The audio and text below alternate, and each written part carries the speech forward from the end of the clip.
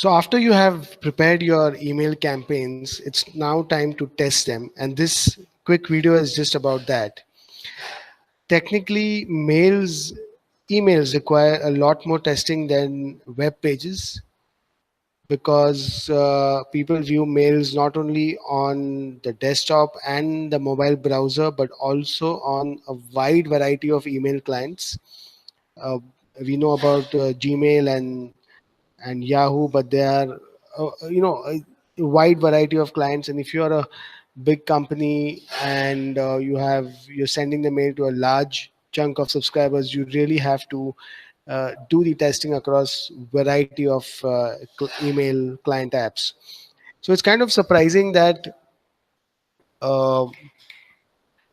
that companies spend a lot of time on web page testing, but not on email testing. So we're going to do going to go through a few tools which will help you understand this better.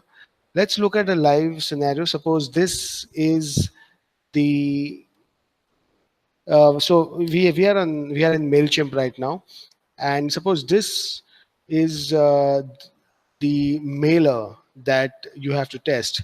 So what are the various things that you would what are the various tools that you would use to go about doing this, right? So the very first aspect is the overall UI. So you have to make sure that the mail looks good on the desktop, mobile, and a variety of email clients. So this is within Mailchimp itself. So if you go to preview, you will find that there is a preview of how it looks on the desktop and on the mobile, right? So if you don't, for example, there is this comma sign which is out of place, and it's not looking as good as a desktop view, right? So maybe you want to rethink on the font of and the size of the font, right? In the mailer, so that it looks good both on the desktop and the mobile. You can also look at how it's going to appear in a variety of email clients. This is a paid feature, so you're not able to see that. So this is the first level of testing that needs to be done. How does the mailer look on desktop, mobile, and email clients, right?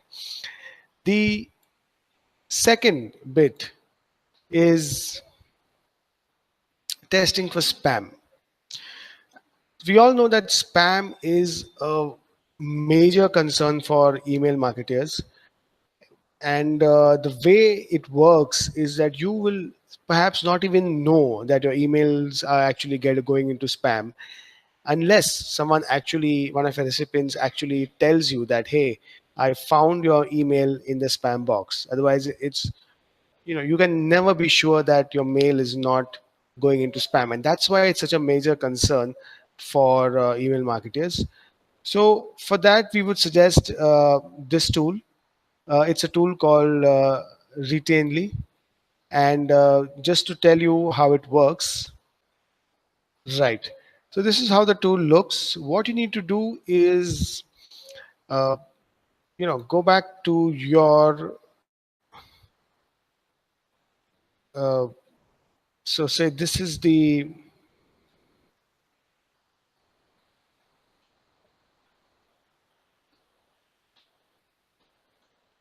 you need to go back to the templates. So we're still in Mailchimp. This is the section where all the templates are stored. So you will need to first export it as HTML, right? So if this option is there, I've already done that. And that's why you will see that I have this uh, HTML file, which I will first need to open that HTML file in a notepad, and I will just do that right now. And I'm going back to this page, and I'm going to do this, and then I'm going to click on check spam, and I will then check the report. So you can see this the message all good, no spam words found. So in this case, the tool has not found any words which are typically associated with spam mails. What happens is that the tool checks for words like offers and free and 100% and the words which spamsters have been using for the last uh, many years. That's typically how tools check for spam.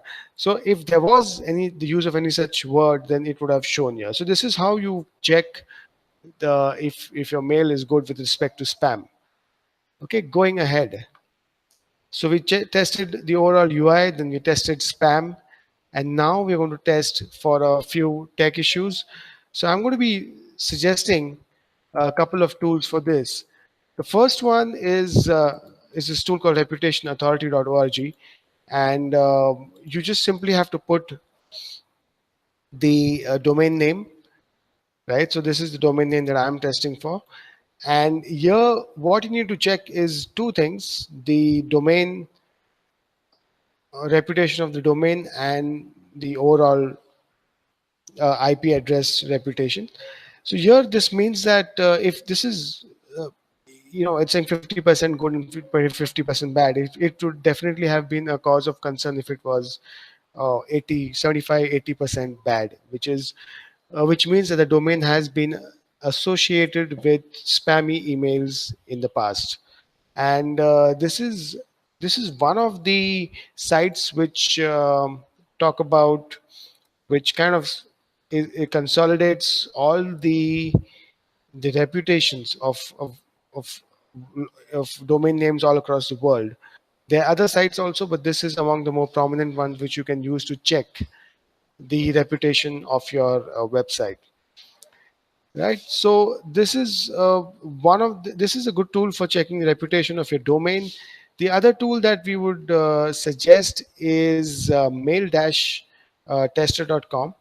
And what you need to do is send an email to this mail. So I'm just going to be copying this and going to get inside and MailChimp, the template view, and I'm going to say send a test mail, and I'm going to be sending a test mail to this. Right now, since the test mail has been sent, I can check my score here. Just give the snail a little bit of time to reach the endpoint. And when this happens, what you'll get like a mini report with respect to any prevalent tech issues in your email.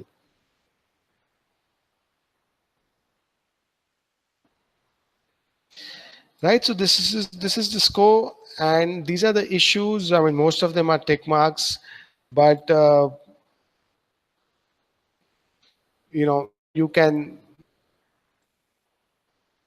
be able to see the HTML version without the external images. Just to check so that it looks good. The text version, to, if the images don't load, this is how it will look. Then this is a text version. So if there was any issue in this, this is another tool which checks for spam. So if there's any issue, it would have highlighted it here. Okay.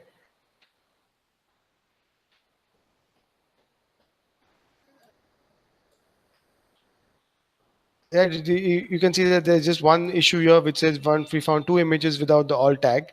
Apart from that, there was no tech issue as such. There were no broken links. The domain was not a blacklisted one.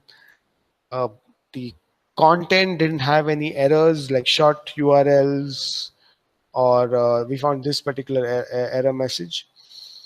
And the mail looks fine in a variety of scenarios.